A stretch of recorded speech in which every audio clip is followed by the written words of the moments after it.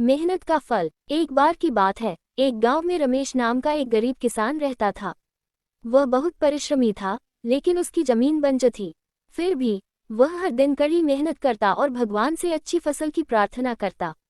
एक दिन एक साधु उसके खेत से गुजरे।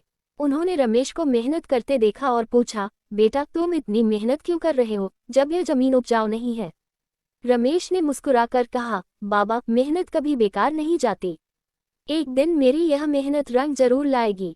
साधु उसकी लगन से प्रभावित हुए। उन्होंने उसे एक मंत्र दिया और कहा, इस मंत्र को रोज पूरी श्रद्धा से जपना और कभी हार मत मानना।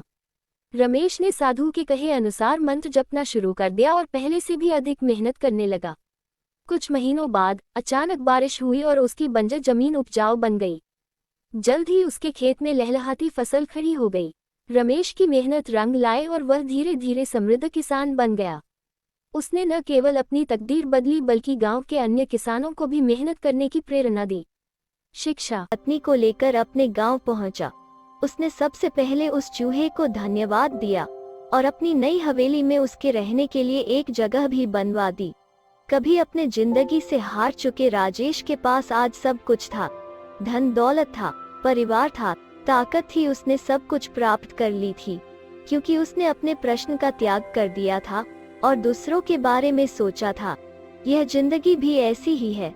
कई बार जब हम अपना स्वार्थ छोड़कर किसी दूसरे की मदद करते हैं, किसी और का भला करते हैं, तो वो कुदरत, वो प्रकृति हमें उस भलाई का बदला 100 गुना करके लौटाती है। हम चाहे माने या न माने, लेकिन जो भी हम कर्म करते हैं, अच्छा या बुरा, सही या गलत, उन कर्मों का फल हमें जरूर मिलता है। अगर आपने किसी के साथ भलाई की है, अच्छाई की है, तो विश्वास रखना उस भलाई का फल एक दिन आपको जरूर मिलेगा।